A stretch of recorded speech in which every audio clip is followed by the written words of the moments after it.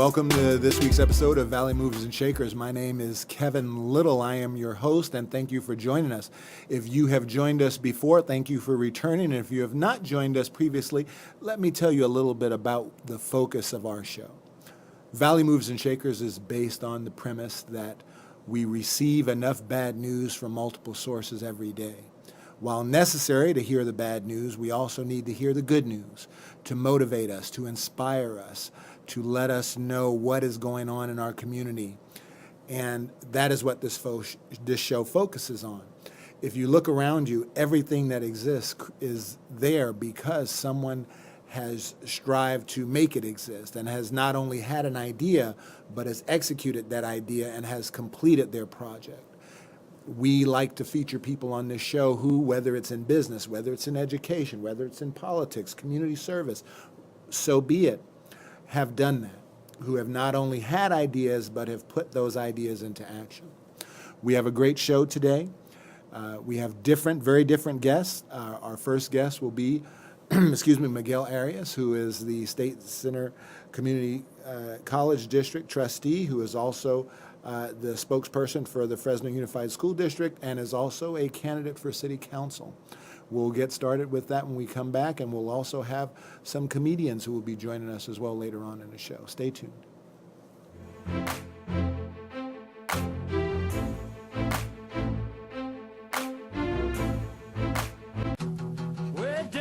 On August 12th, attend the Fresno Dixieland Society's Summer Dance with John Pemberton at the American Legion Hall, 509. Call 559-779-2484 or visit FresnoDixie.com for more information.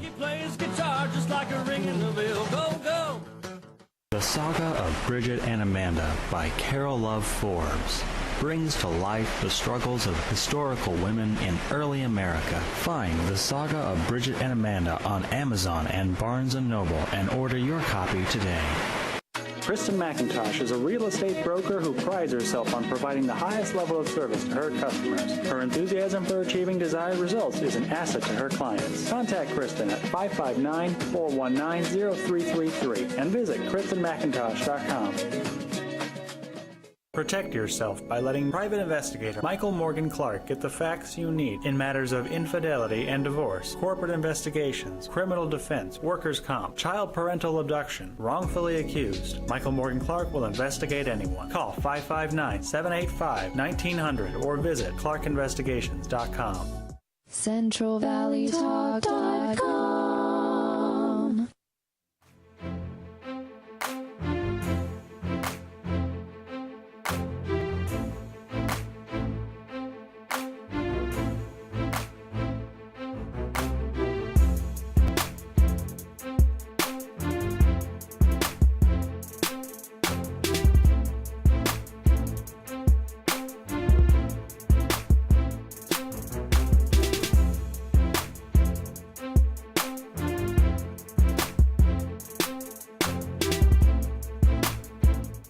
Welcome back to Valley Movers and Shakers.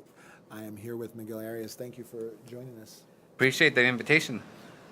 Well, we're very happy to have someone who is truly a mover and shaker here in the Central Valley and here in Fresno on our show.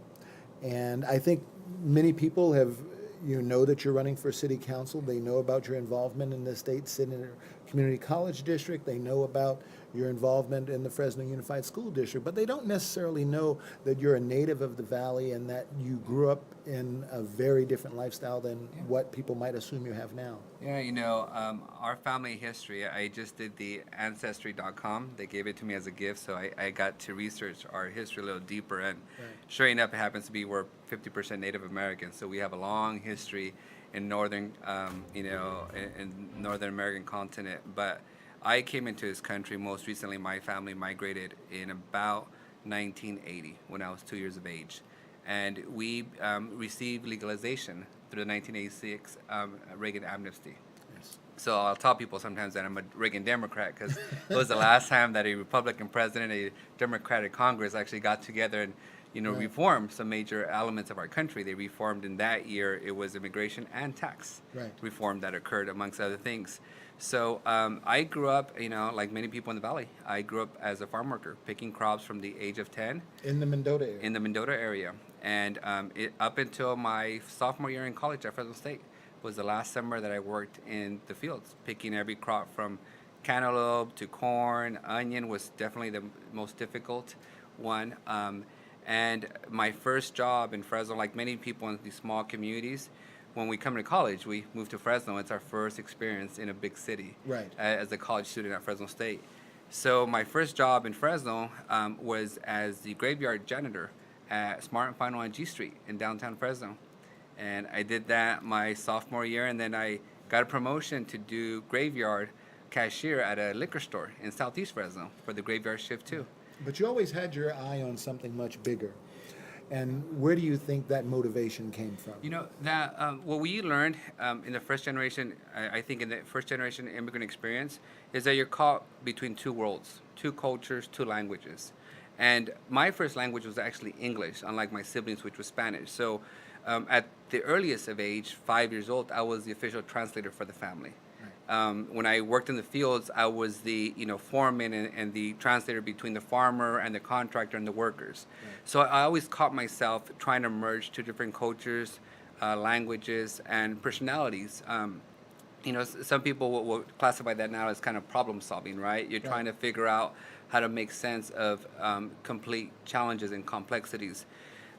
When in my senior year at Fresno State was the first time I really kind of focused on public policy. I actually was part of a leadership group where Congressman Cal Dooley came in and spoke to us, one of those many leadership, lectures. And apparently I asked him some pretty direct and tough questions. Right. And he invited me for an interview the next day and, gave me a job as a staff assistant answering phones in a congressional office. And so you were, 19 years old? I was about 20 years old. Yeah. And I made my way from answering phones to working in Washington, D.C. for a couple of years as a legislative staffer, overseeing, everything from immigration to small business administration, defense, education as policy items. And I happened that's when the politics bug, and I shouldn't really even call it the politics bug because that has a negative that's when the public policy bug bit you. Yes, it's when the community service, really got a hold of me. I grew up, like many folks in small towns, wanting to be a police officer. I actually went to school to be a police officer, like many of my friends and colleagues. But my senior year, I got for the first time to understand that the decision making occurs when you have a seat at the table, and the legislation, the problem solving, the policy making is only as good as the diverse perspectives that are at that decision making table. And I learned that, at the highest levels. It's one thing to be in a small community. It's another thing to be in D.C. and be working with ambassadors and, some of the best and the brightest people around the world. So how was that? I was going to ask you about that. How was that experience going from Mendota part-time, Fresno City College part-time, and all of a sudden you're thrust into the epicenter of our political system, Washington, D.C.? I will tell you, it is a huge cultural adjustment that you have to make. One of the biggest adjustments I had to make is, as a Fresno State student or grad, my interns were graduates from Yale and Princeton and Harvard. And my interns were, their livelihood was subsidized by their parents. Typically well-connected families from across the valley. Right. And I remember being, a staffer in the Capitol and really determining what briefings I was going to go to based on whether they served breakfast and whether they had lunch. And, for the first year, my girlfriend would ship me some care packages that included beans and rice and canned food because you're making $20,000 living in a metropolitan area that, expensive areas. At that time I was paying $1,500 to rent a month for a single bedroom and a shared restroom. So what it really did was, besides teach you the technical skills on policy development, it really just humbled you once again. It humbled you that you have to work really hard in order to get ahead in this community. Now, And your family is still based in Mendota? Yes, my parents still live in Mendota. My mom just she retired as a farm worker about 5 years ago when we discovered that she had a brain tumor. Actually, we discovered her brain tumor a week after she got the Affordable Care Act coverage. She fainted. We went to the ER. They performed surgery the same day. If it wasn't for the Affordable Care Act, our family would have been bankrupt. I mean, we spent 25 years kind of struggling to become middle class. Right. And one medical emergency would have bankrupted the whole family if it wasn't for the Affordable Care Act that she was able to benefit from. So it sounds like you have a very keen appreciation, not only from your political point of view, but also from your life experience, that there are many people out there who are one mishap away from a very different lifestyle, or one missed paycheck away from not having a place to live. Yeah, I think today's world of politics, everything is a soundbite, a slander. Some people think you can even insult your way into the presidency just based on the last election.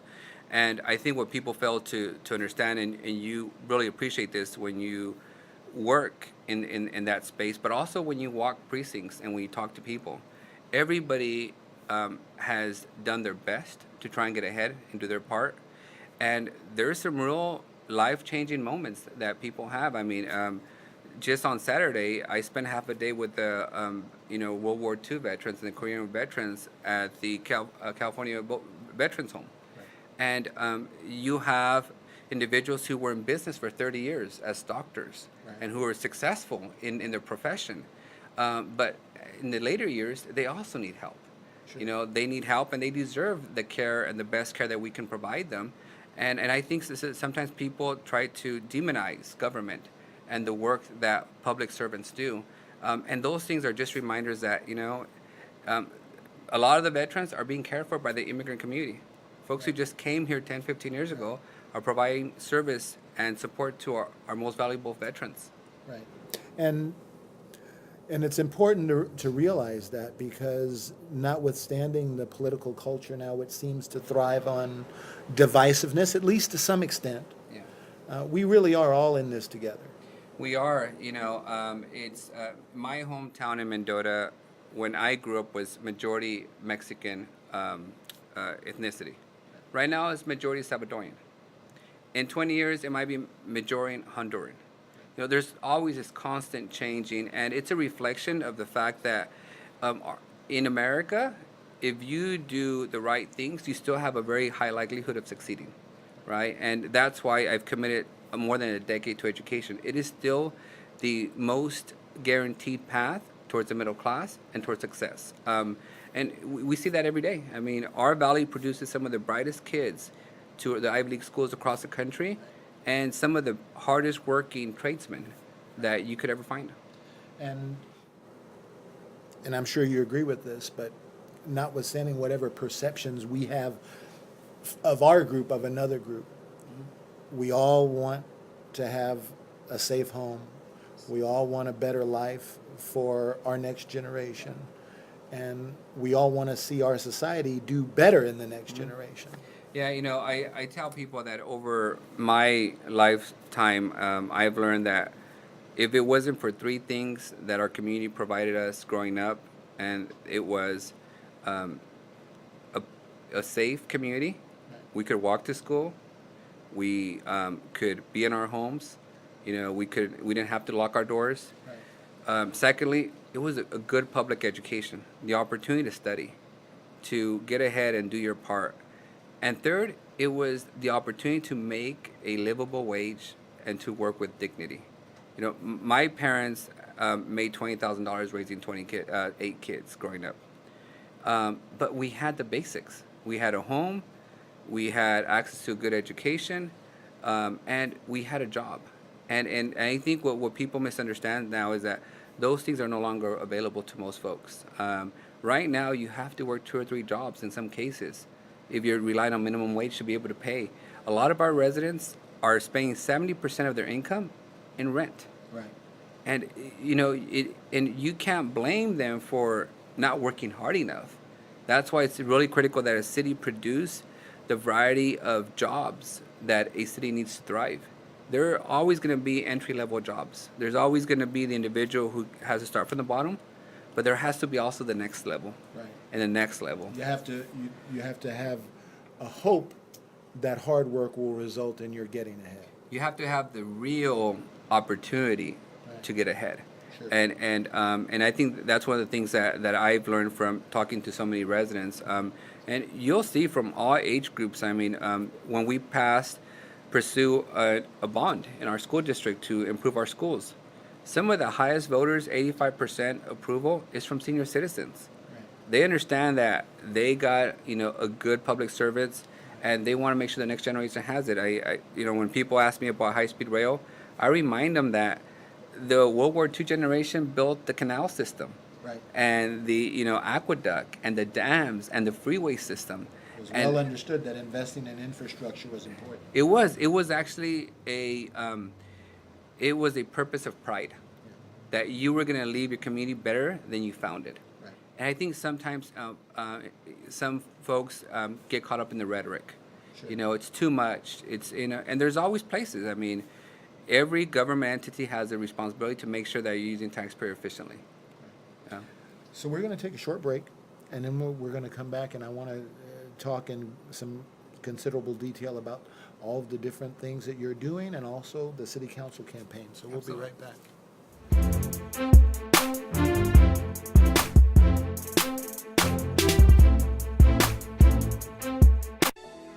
Diane Ainsworth's books of poetry and scriptures are available at condiopress.com and as ebooks at amazon.com. Diane hopes the words in her books will convey the unconditional love Jesus has for you. Learn more at godsinspirationsblog.wordpress.com and get a copy of Diane's books today. This 3-bedroom, 2-bath home in Clovis is now for sale. Nestled on a cul-de-sac in a planned unit development, the quiet neighborhood is near Sierra Vista Mall, grocery stores, and Clovis Unified Schools. This well-maintained home featuring an open kitchen with a breakfast bar, dining area, a family room with fireplace, ceiling fans, vaulted ceilings, and inside laundry room. The large master suite has 2 large closets, a roomy bathroom with shower, and exterior door leading to the patio. Located near the intersection of Gettysburg and Fowler Avenue, call Mike Briggs Properties at 559-486-6758 to buy this home today. Prepare to be amazed by the magic of Elder. Kyle Elder is a fantastic entertainer who has been studying magic for over 20 years. Book Kyle and the Magic of Elder for your event, large or small. Kyle will make you laugh and mesmerize you with his magic. For more information or a free quote, visit magicofelder.com or call 559-917-4543. CentralValleyTalk.com.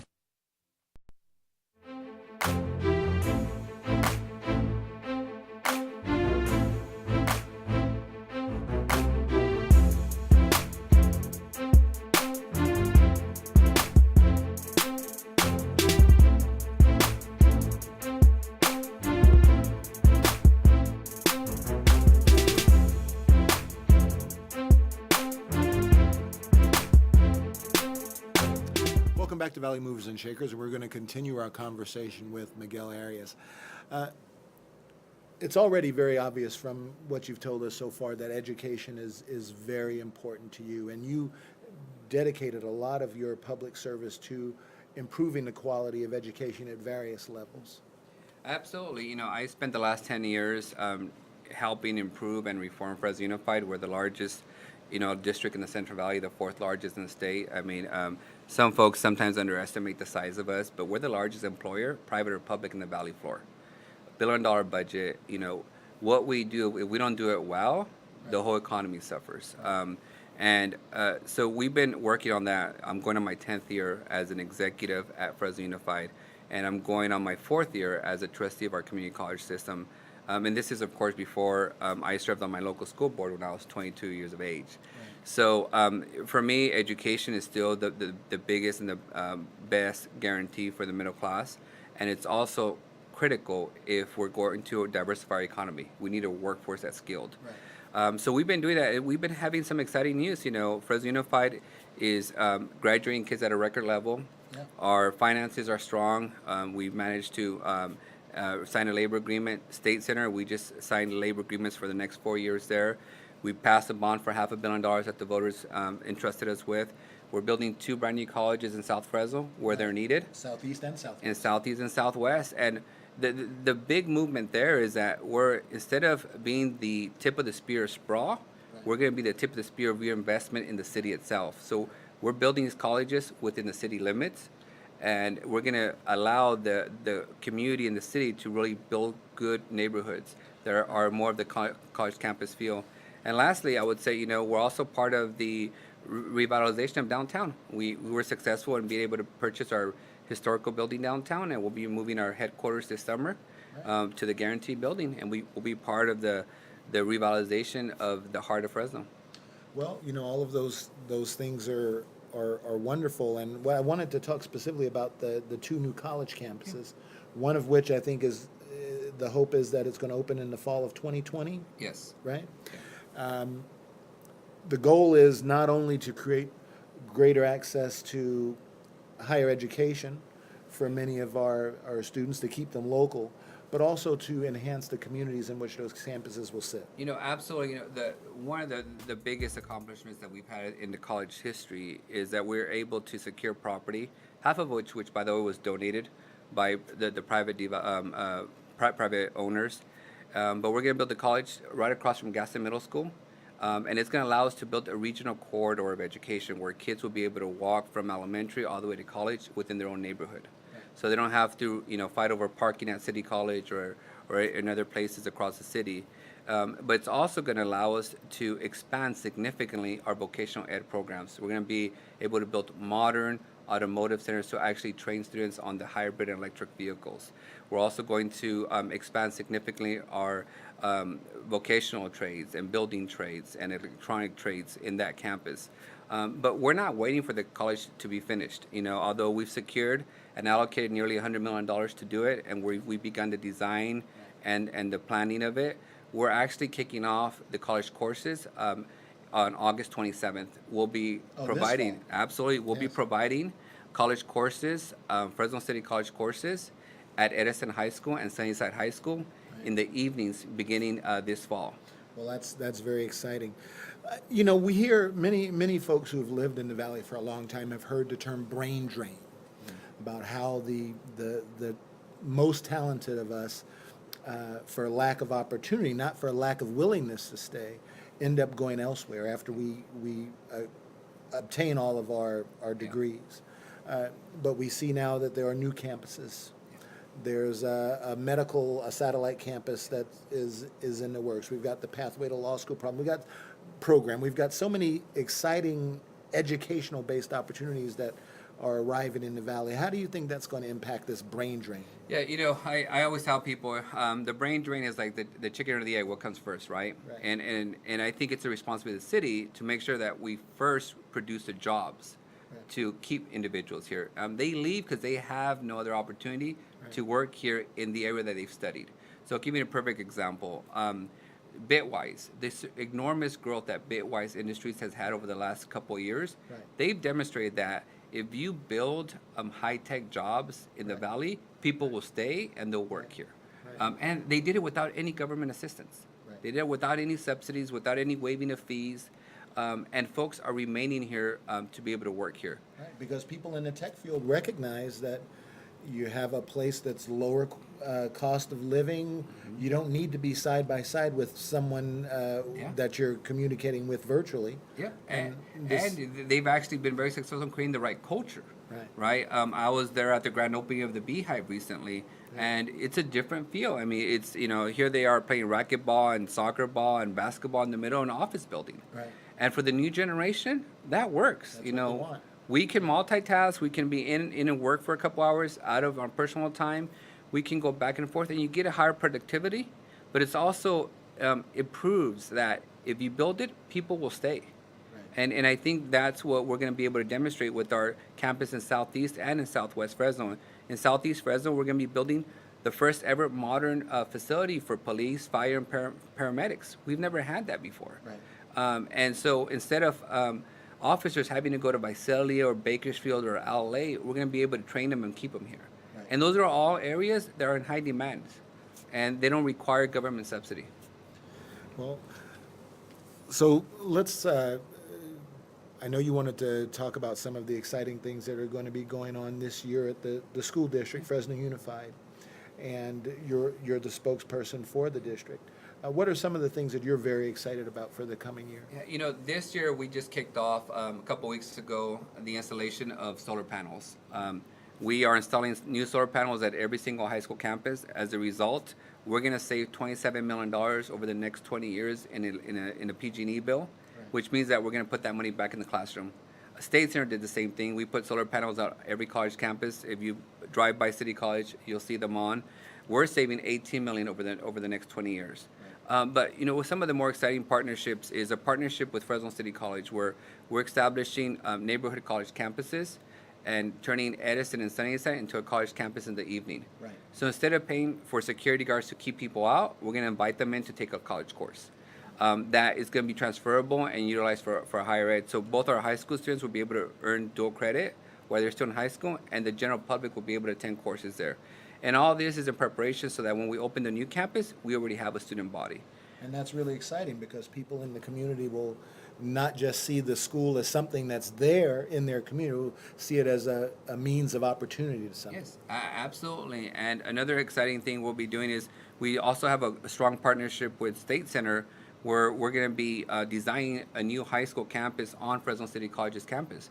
We have Design Science, our highly coveted AA high school, where you literally earn an associate's degree while you're in high school. Right. And we'll be building a permanent campus on the Fresno City College campus. So the design phase of that work will begin this year. In addition to that, at Fresno Unified, we of course are making improvements. We just modernized our Radka school, which is a school for the medically fragile. Right. We did a complete renovation that hopefully will be ready in October to showcase the community in general. But you're going to see some real major investments this year, and more importantly, we're going to continue to focus on kids. One of the big initiatives that we're spending time in, which we're not as proud of because it's a necessary responsibility now, is that we're going to be training all our employees on active shooter training. Right. And the assailant training that they also refer to as. Unfortunately, it's necessary for us to do that in this day and age. Besides the fact that we have 1,300 HD cameras across every campus, we have LED lights that we've installed on the campuses. Our cameras are not connected directly to the Fresno Police Dispatch Center. All those things are not sufficient. So we're now going to take the next phase and train all our staff to make sure that they're ready in case of an emergency and a tragedy. Yeah, you never want an officer to have his first high-stress situation in the field. Absolutely, and you want to make sure that the teachers and students know exactly how the officer is going to respond, and that we practice a coordination of communication. Unfortunately, we have a big city with big city challenges, and we have a significant obligation and responsibility to keep kids safe while they're in our charge. Now, I would be remiss if I didn't talk about the campaign for City Council, which is now for District 3, which is, we have the election coming up in November. What is, if elected, what is your vision for District 3 and also the city as a whole? Yeah. There's a couple of things that I've heard from the neighbors, and I'm very thoughtful about listening carefully to the residents of District 3. We are the only district in the city of Fresno that's urban, rural, and suburb all in one district. Different neighborhoods, different needs, and we have to respond distinctly different to every neighborhood we have. What I've heard in the Tower District, specifically District 3, is public safety. We have to be able to deal in a productive way that actually solves the problem with the transient population that we have. Right. We have not been able to build any new housing stock. We need to be able to build temporary and permanent housing and bring the social services around in a way that doesn't have us in tension with the county or pushing the transient population from one neighborhood to another, but really solving it. And that requires difficult conversations that I think, with my experience with two big institutions and actually being successful in doing that, we'll make some headway.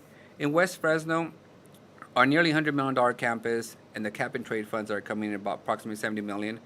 It's really going to be about execution. There's a lot of energy, a lot of excitement around the possibility, but we have to make sure that the city of Fresno that really controls land use and how neighborhoods are developed and what grows and what's built and where and how. We have to make sure that they actually develop a neighborhood around the college campus that isn't just Section 8 housing or affordable housing. It has to be mixed income housing. That attracts a Attracts diversity everybody, of people. including student housing. We have to be able to provide student housing. When it comes to the Central Unified Area, we've had a lot of roadblocks, literally roadblocks that, roads that go from 2-laners to a 1-laner. Sure. We're building, Central Unified is building a lot of schools that they need, and as they're going up, the city isn't coming around and expanding the roads. Right. So it's going to create a huge traffic and safety concern for the neighborhoods. And downtown, we got to keep the energy going. Soccer is a new excitement element to downtown. I'm glad that they finally embraced the vast majority of the soccer fans in the Central Valley. Right. And, taking that on, we're actually, the soccer team's practice facilities is actually at Fresno City College at Ratcliffe Stadium. We're hosting them there for their practice seasons. But we got to make sure that as we are investing in downtown, that we're also not gentrifying the businesses of downtown. We got to find a way to develop an investment fund where local businesses that are owned and operated continue to have a presence in the downtown, in the revitalized downtown. Because those are the businesses that keep the money in the community. Absolutely. 2/3 of our economy runs with local businesses. As exciting as Amazon is to come into District 3, their profits, they go to Seattle. We got to be able to keep folks employed and working here. And, as a city, what I'm hopeful for that we'll continue to have honest conversations about becoming one city where there isn't a distinct difference between the haves and the have-nots. And, Mayor Autry famously talked about the tale of two cities. And what I'm seeing now more and more is that council districts are becoming tales of multiple, cities within the same council district. And we got to make sure that doesn't happen. We have to grow together. Now, many people are talking about, potentially at least, the very substantial demographic changes that our area might see in the next 15, 20 years. And how the groundwork to harness that for the positive rather than to make it, again, an issue of divisiveness is a real challenge for our political community. How do you feel about those issues? It seems to be a very hot topic now. Right. I think people feel like a majority council that's Hispanic is something that's, earth-shaking, but it's happened 20 years ago. 20 years ago, we had 4 council members that were Hispanic, Mexican descent. I think what you're seeing now and the excitement in this potential new council is not so much the ethnicity, but the generation. It's a far younger council with far different experiences and perspectives. I mean, you can potentially have somebody who's an economics professor, somebody who comes from education, somebody who comes from the federal policy roles. It could be a distinctly different council. At the same time, I know it's really easy to get distracted by the rhetoric and the assumptions, but I think what you'll learn is that, and the community will come to appreciate, is diversity is actually a strength, if you harnessed it. Right. And if you start having, we've been a minority community for decades. Sure. But it's not until you actually embrace the needs of those communities, allow them to be empowered, and ensure that they're part of the economic growth of a community, that you start really seeing the progress. Again, we're all in this together. We are.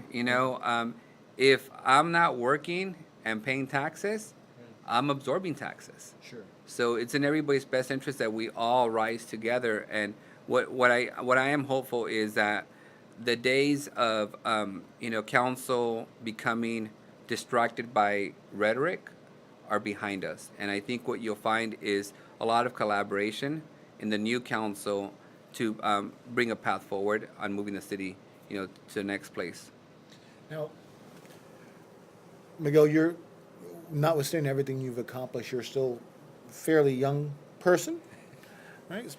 Everything's relative. Everything's relative. What are your hopes? And I like to give folks an opportunity to talk directly to the audience before we bid adieu. And what are your hopes for the type of valley that we're laying the groundwork for our youngsters now in 15 or 20 years? You know, my hope for the Central Valley is that we're able to harness the energy of our youth and the excitement of the bitwise generation, for lack of a better description, and allow them to, lead us. Not so much, get stuck on arguments that have been had already, and they've been concluded. I mean, some folks are still arguing about high-speed rail. Right. If the World War II generation argued about the interstate system, Right. or the aqueduct system, Sure. if obstruction was the only path forward, we would not be benefiting, and we wouldn't be thriving the way some of us have for generations. Sure. And I'm just hopeful that we, as a community, embrace the fact that rhetoric and insulting your way into solutions is not something that we embrace. Instead, that we embrace a level of collaboration, and we allow our youth to do what they do well, which is push us, allow us to, some of the best progress was made by the younger generations. Sure. And I think too often when people get nervous, they tend to recede back into their comfort zone. And as a city, we have so much potential. This is a time for us, is a fork in the road.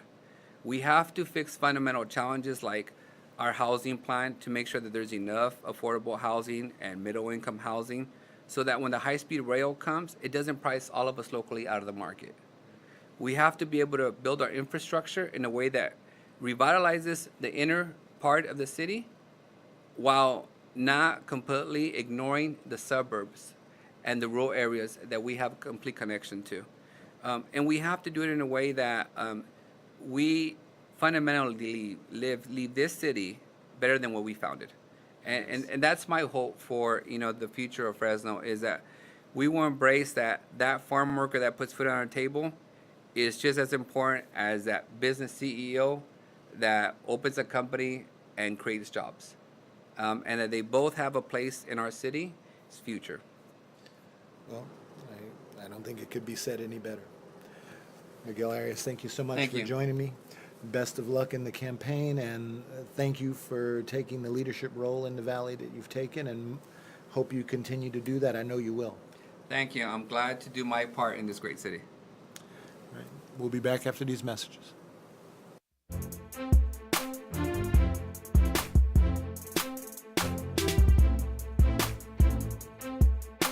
Hardworking, experienced, and capable. With a record of success over more than 2 decades, the law office of Kevin G. Little is one of the preeminent small firms in Fresno. We represent our clients in a variety of matters, including civil rights, employment, personal injury, general civil litigation, family law, bankruptcy, and criminal cases. Our firm also offers excellent mediation services in civil and family law matters. We approach each case with dedication, aiming to protect you and exceed your expectations. Contact us today at 559-342-5800 and visit kevinglittle.com.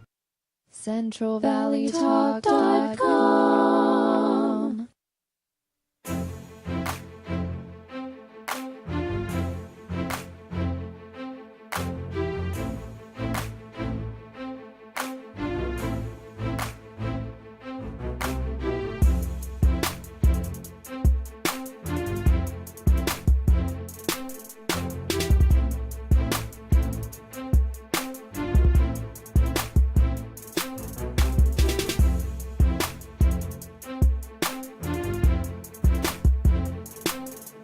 Welcome back to Valley Moves and Shakers, and I'm very, very pleased to let you know that we've got some comedians who are also movers and shakers. They're artists in the art of making you laugh, putting a smile on your face, and I'd like to greet Minnie Perez Johnny Pineda. Pleasure to meet you. Pleasure to meet you. Good to be here. And you have been active in the Fresno comic circles now for a number of years. Oh, yeah. Well, I mean, I have always been the class clown, but in Fresno, I got my start as a comedian in about mid 1986. All right. I was asked to host and promote a comedy show at a little local bar here in Fresno. And so I actually started as a host and not really as a comedian. And that was because I would go into the bar after work with a coworker, and we'd sit there and drink and roll dice and eat Chinese food and tell jokes and just made everybody laugh that they asked me to put a show together for them, which was an amateur show. And I hosted it, and we brought in, people who wanted to do comedy that on a Thursday night, and we packed the place every Thursday night. It was shoulder to shoulder, not an empty seat. And we had a blast, and it's been a blast since then. And just been keeping it going ever since then. Well, there was a little time where I got away from it for a little bit, but I got back to it about 8 years ago, and just been loving it ever since.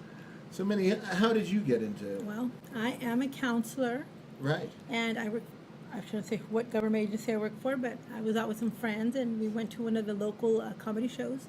And apparently I'm funny, and so they threw me on stage, and everybody laughed louder than they should have. And that was in 2013, and here I am now. And now I book. So the bug I bit book- you 5 years Yeah. ago. 5 years ago, and so now I tour. I have a show in Monterey Bay on the 28th, and then I have this one in Fresno on the 11th. And so I've done shows in Bakersfield, all over the up and down the valley, and so. And you guys have done lots of shows together. We've done a couple, yeah. Yes. Right? Yeah. Yeah. So let me bring you back, both of you guys, to your first time on stage telling jokes. Because, obviously there's a difference between being funny with friends Right. and being under that pressure, being under these lights, and this guy is getting ready to be funny, those expectations. Tell me about your first experiences. Well, my first experience on stage was as a host. And I would think that, the feeling you get when you're on stage is a feeling of empowerment, but it's also, there's fear involved because of the fact that you are standing there in front of a bunch of strangers that have all their eyes on you, and they're expecting you to say and do something that's going to make them laugh. So you have to entertain them. Right. And so you have to overcome that by having confidence in yourself and your ability, and sometimes not even really looking at the audience, but just doing your thing and being yourself up there on stage. Right. And how about you? What was your And first experience I, like? As a paid gig on stage, if I'm getting paid to make you laugh or I don't like to say comedian, I like to say entertainer, Right. because I will revert. If I have to switch up my act to make you laugh, and I'm getting paid to do a show, then I will do what I need to do to make you laugh. I am a clean comedian. I shower daily, just so you guys know. That's good to know. None of my material is appropriate for any of this public stuff. Yeah, so so I do enjoy making other people laugh. It makes me feel good about myself, and so the more that they laugh, the more that the funnier I get. It's just funny. It's just weird like that. Yeah, so I really enjoy it. So here's what I figured we could do. Because I think I told you when we were off camera that, I'm just going to let you guys riff and I'm going to try to stay out of the way because I'm clearly the least funny person here. Okay? Other than maybe, looks. But, I'll just bring up some topics, okay? Okay. And you guys can just take the ball and run with it. Okay. Okay? Okay. I'm going to talk about things related to Fresno, and you guys can just run with them however you want. Okay? Okay. All right. One of the cherry auction. Tell me. Talk about that. What do you guys think? You ever go to the cherry auction? Yes. You see the things that they have. Yes, selling yes, there? senor. I go to the cherry auction center. So I go looking for husband and place to sell my tacos. That's what I do. I, on the other hand, believe it or not, in all the years that I've been living in Fresno, have never ever been to the cherry auction. Right. I hear they got good elotes and raspadas. That's why I go buy my prom dresses. And you What can are find talking about? you can find anything you want at the cherry I auction. wear my high heels. I go looking for husband over there. I don't want to get deported. But maybe I shouldn't be looking there. I don't know. It's a Well, the good one thing place. I found funny, last time I went to a cherry auction with my kids, they love to go because, they're like the ultimate consumers, right? Right. So they like, give me this, give me that. But the one thing I found funny the last time I was there, they didn't have a taco truck. They had a taco semi. Oh, wow. Right, right. So let's talk about the other, the other end of the economic spectrum here in our fair city, River Park, and the fancy shops up there. What do you guys think about that? I go there looking for husband too. So I don't report it. That's what I do. I cook, I clean. I tell them, you like my creepy tacos. You want me to grill your chicken. You want that. Yeah, they love it. I know everybody's racist. No, I don't believe in political correctness. So I like to break the mold, and that's what I do when I go to River Park. Is I go around and pretend and like, hello, señora, I'd like to clean your car. For $5, and then see what happens. That's right. See how many people buy into the stereotype. Yes, and then it's funny that a lot of them would give me jobs. I don't know if I want to do them. Yeah, but I was like, okay, but I do make enough money for the movies. I'll tell you that much. I'm just kidding. So Johnny, what have you found in your experience based on your routines is a good icebreaker? What's something that kind of gets the audience loosened up? Well, usually when a good icebreaker is to talk about yourself, first of all. Talk about maybe how you grew up, the home setting that you grew up in, how many brothers and sisters you have, what your mom and dad are like, what kind of an economical demographic you grew up in. I grew up poor.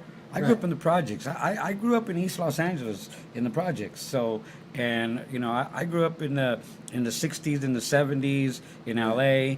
80s is when I actually came to Fresno, mid 80s. Right. But I'm growing up in the projects, coming from a family of 7 kids. There's so many kids in my family that even my dad had stretch marks. and when you got a big family like that, and you got a Latina mom. Latina moms are really, really mean.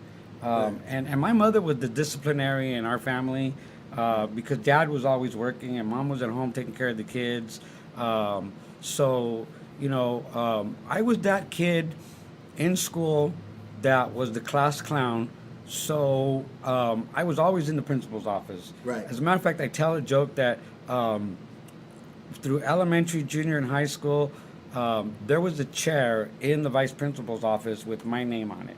Right. And nobody could sit in that chair at all because at some time during the day, every day of the week during school, that I was going to be in that chair sometime during the day. And believe it or not, I was. So it had reserved for Mr. Pineda. Reserved for Johnny Pineda. Yeah, do not sit here, right? So it was like, have a seat while I plug it in, kind of like the electric chair. So one day I'm in there with my mom because my mom would always get called in. Right. And she tells me, she goes, John, why am I always in the principal's office with you? I told her, Mom, I don't know. What'd you do now? Of course, I got smacked for that. Right. My mom I grew up at a time when parents actually could discipline their kids. Discipline your kids. When teachers could discipline kids. A story. Check this out. So on a dare, a couple of my little buddies, I was in, I think, the 3rd grade. Right. And Mom had made me a bologna sandwich, but I really was getting tired of eating bologna for lunch. Right. So they dared me to throw my bologna sandwich in the cafeteria, but not in the cafeteria, in the back door where the cooks were in the kitchen. And so I did, and I hit one of the help. So we all ran after that, and my buddies, some buddies, they ratted me out because they got caught, but I didn't get caught. Well, in the end, I ended up getting caught. Right. And I ended up having to go to the principal's office, Right. who took me back to my classroom. Right. And explained to the class what I had done. Right. And back then, they would actually swat you with a ping pong paddle, and sometimes they had other instruments like a baseball bat with holes in it or something like that. But so he makes me go over and get the wastebasket. Right. And I use the wastebasket to bend over, and in front of my whole 3rd or 4th grade class, he swatted me 3 times as hard as he could. And then he had me turn and look at him and say, "What did you learn?" I told him, "My mother hits harder than you do." Of course, he didn't like that. Yeah. That's Yeah. funny. We had when I went to a Catholic school, and Uh-huh. we had a nun who was so mean. I remember her name. She was Sister Therese. I'm sure she's still alive, still beating children somewhere. Uh-huh. But she used to duct tape 3 yardsticks together. Oh, wow. And you would hit kids on the lap, if they misbehaved in front of the whole class. So you had the pain and the humiliation. Right, right. I guess people still do that. It's called assault with a deadly weapon. Yeah, Right, that's right. Yep. Yeah, my parents never signed that. I might have been raised in that era too, but yeah, I'm young. It's all hair dye. That's right. Oh, yeah, my but- mom would still be in prison because of all the times that she beat me and my brother. They would beat us with our own toys. Yeah. That's the sad part, is that we would get toys for birthdays and Christmas, and they were actually weapons for my mom to beat us with. So, I mean, I'll tell you that anytime it was getting close to my birthday or Christmas, right. I would get really nervous. Right. Because I would hope that, they wouldn't buy me something like a set of golf clubs or a hockey stick or a baseball bat. Right. I mean, I would pray for a stuffed animal Right. or an ugly T-shirt or even a Nerf ball. Right. Yeah. Well, people weren't as enlightened then, and now we're much more enlightened, right? And Right. We've got social media now, Right, right. where we all are just wonderfully polite to one another. Oh yeah, but I mean, you got like now kids nowadays know that parents aren't supposed to hit them. Right. Okay, and so your kids will actually call CPS, Child Protective Services, on you Right. if you do, with the cell phone that you pay for that they have. Right. And back when I was a kid, I couldn't even call for CPR. Well, we have become a little bit softer as a society, and and I'm not trying to talk about legality here. Even though I'm a lawyer, we're having a good fun time here. Right. Did you hear about the guy the other day who was playing pickup basketball, and I guess he said somebody bumped into him too hard, and he called the police or something. Oh wow, really? Wow. He should not be playing I basketball. know, right? It's a contact sport. Come on, people. Oh my Right. God, this is ridiculous. Yeah. Right, right. Yeah, no, yeah. So what do you think about this crazy world we live in with all of the Snapchat and Instagram and MySpace and all? Not MySpace. I'm sorry. I showed my age. I'm lucky. I'm lucky that I grew up in the era that I did grow up in, because we didn't have none of that, and I didn't learn anything. I didn't know nothing. I was confused as a child. On my birth certificate said I was Caucasian white. Right. I did not know what that meant. So when I went to school, I grew up here in Fresno. Went with a lot of Asian kids. Chester Rowell Elementary. And so when I saw Caucasian, I thought it just meant pooping Asian. So I was like, soft food, Caucasian. So I was very confused. They didn't teach you nothing. But luckily, grew up Catholic.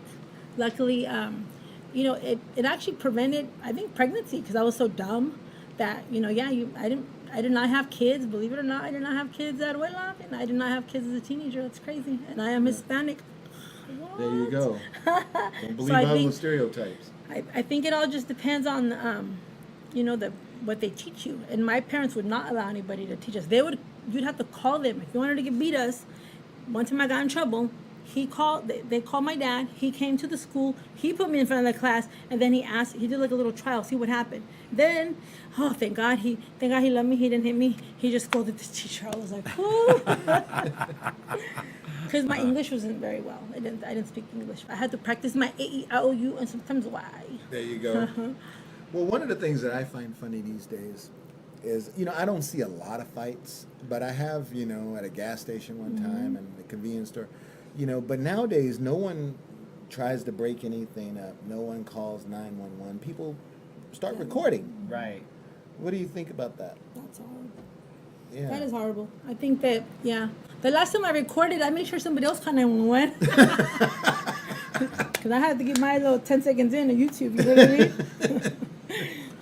and I was yelling for them to hit harder. When I was growing up and living in the projects, I mean, if you got in a fight, you were actually egged on and encouraged to fight. Right. But I mean, there was a circle of people, which Right. basically the people you are growing up with every day, Right. and they're like, okay, get him. They're Get 'em. encouraging you Right. to. But see, the difference was back then, we fought fist fights. Sure. Yes. Okay, it was hand to hand. And you could be friends the And, next and then day. after that, I mean, Yeah. most of my friends were people that I got in a fight with, and after I beat them up, they became my best friends. Right. which is kind of ironic, but you know, it happens like that. Right. So, and nowadays, I mean, I don't see kids trying to handle it that way.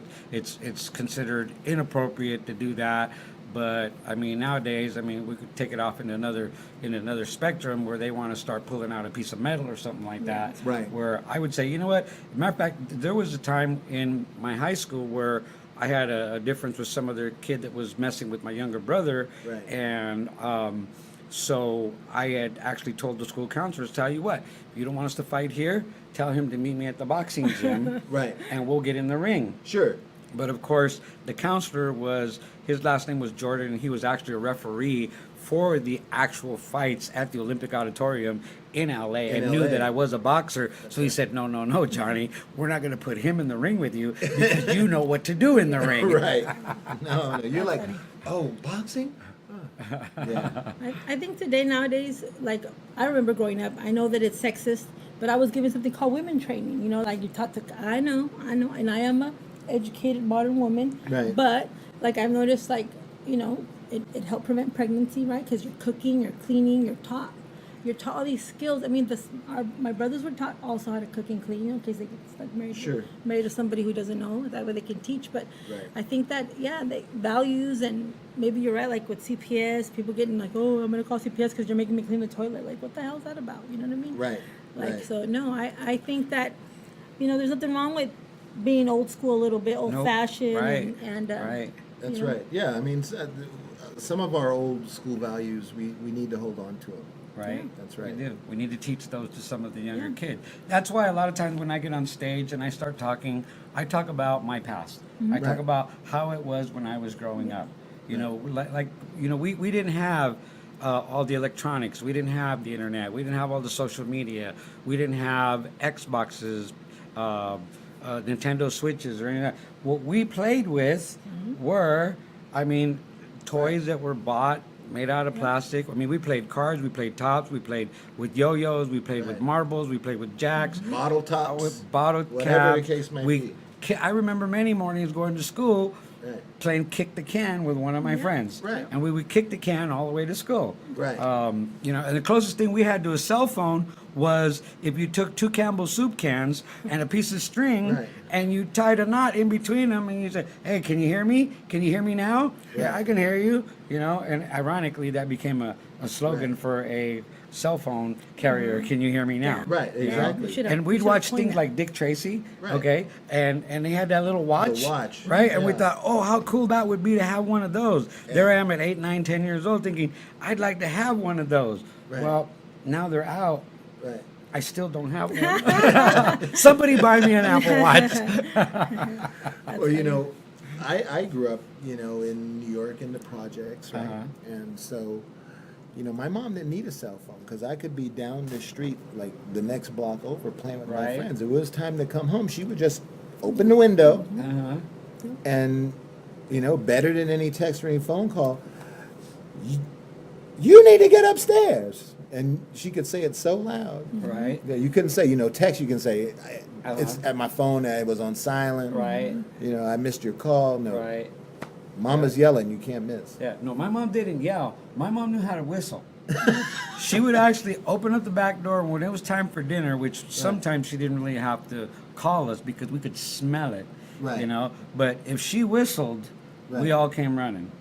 You know, Yeah. so as a matter of fact, like our back door was kind of like a launch pad for an aircraft carrier, because if one of my other brothers was playing outside and somebody came to the house and said, "Hey, so and so's getting, you know, harassed by so and so," Right. my mom would say, "Boys, go take care of your brother," Uh-huh. and it was like shoom, shoom, shoom. We would launch off the porch and go surround whoever was messing with my younger brother. That's right. Yep. So You mess with one of us, mess with all you of us. mess with all of us. Yep. Now, Minnie, you didn't have any problems like that growing up, right? No, kind of, unfortunately, my mom passed away when I was 9, I know. And then, anyway, somehow we wound up in foster care. So I grew up in the foster system here in the Fresno area-ish. And so I didn't have those kind of problems. I had different kind of problems. But the good thing is that, again, they laid a good foundation, you know. So I was able to be, like, I'm successful. I have a career, going to school and all that good stuff. But I attribute to all that to my women training, or the values that you're taught. And it's funny stuff. Like, I mean, I learned, what do you think? That's why I'm not an angry mom, because I didn't finish it, because I didn't learn how to throw the angry chancla. That chancla. The Oh, no, not boomerang the chancla. chancla. You didn't have that aim. I didn't have that aim, so I'm still working on it. Yeah, so I do have 2 kids. They're still alive. I took them to live in the middle of nowhere, so no, call the cops. Yeah. No. Yeah. So I didn't have those kind of issues. They're different. So I talk about stuff like that. I did grow up hard. Once you hit the institutions.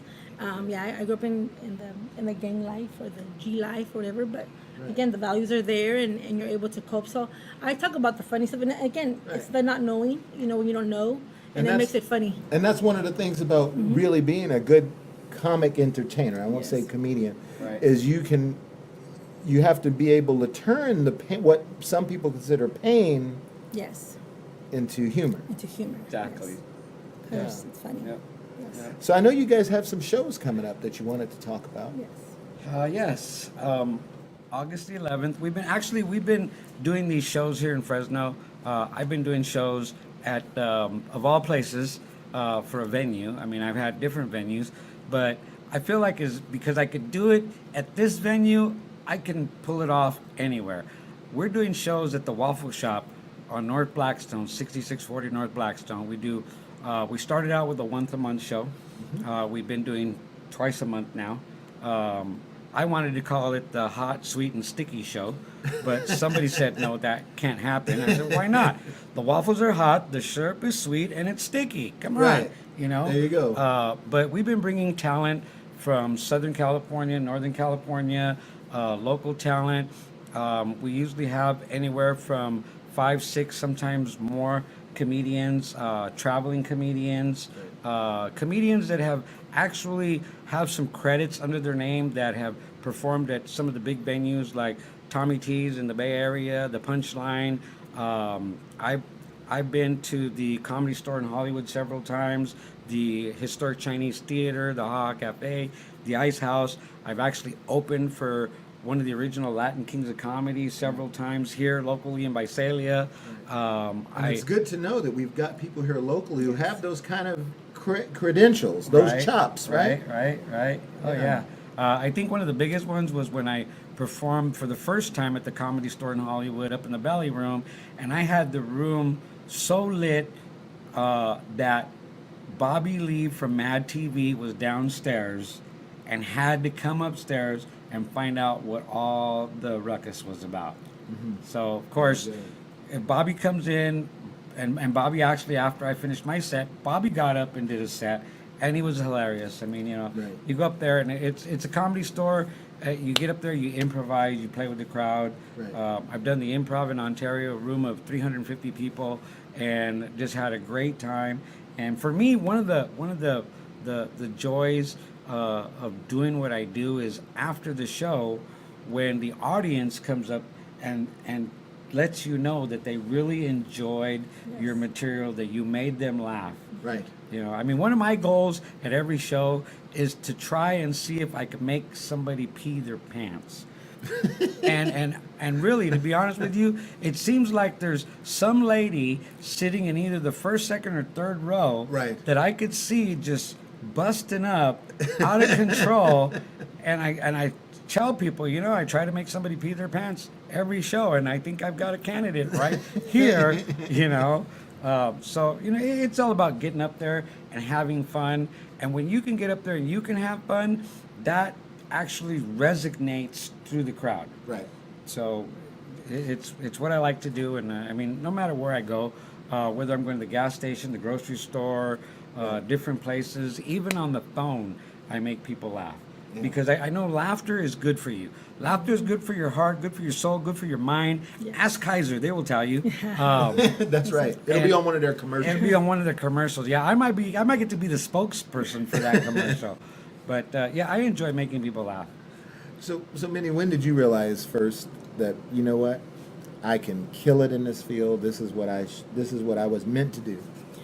Like that one time that they threw me on stage, I was funny. But when I did a real show without my people, so the real I did a show in Bakersfield, and I made people spit their drinks out, and so I developed something called I call it comedy something, and then they, and so I was like, yeah, I finished, and then the women told me they loved it, and they needed more more female comedians saying stuff.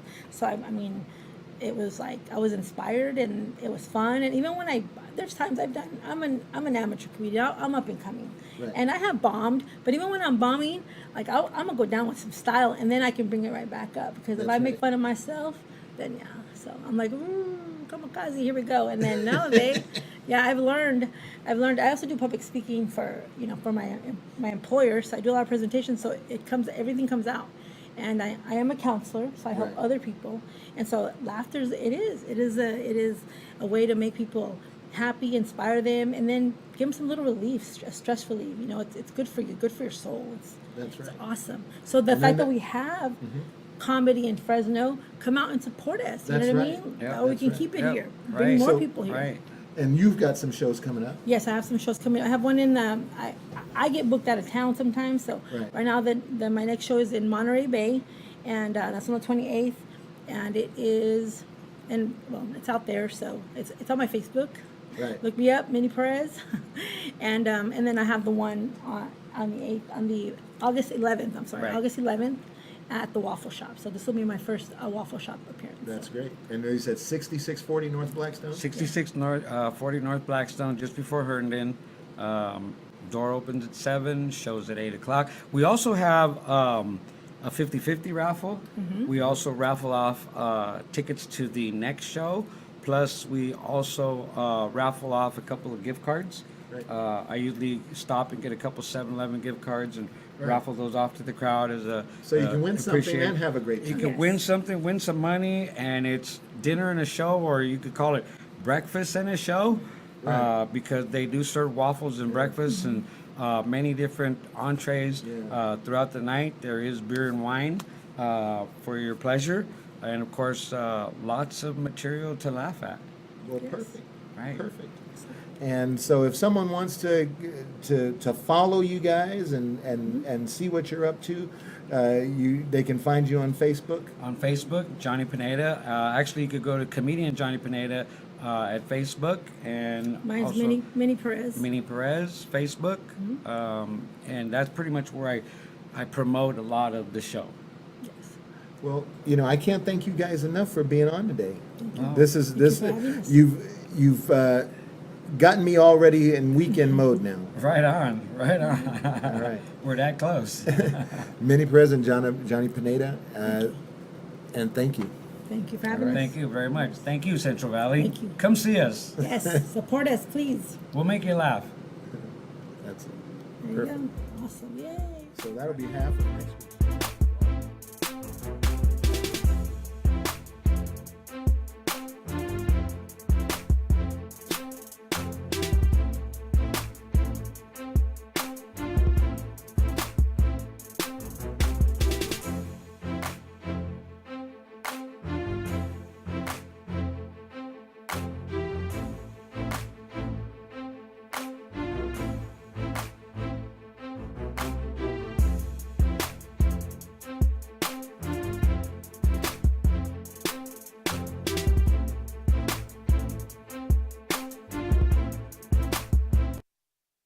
CentralValleyTalk.com